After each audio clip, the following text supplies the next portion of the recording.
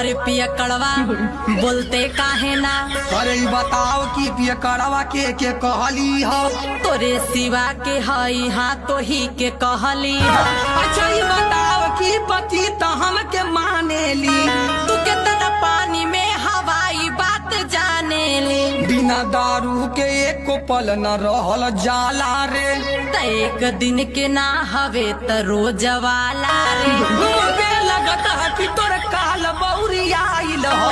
हट गुस्सा से हमर मन खौखियाइल हो।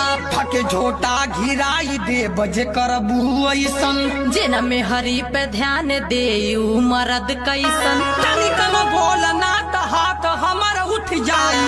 पटक के सीना पे चढ़ जाई वो पियल छूट जाई।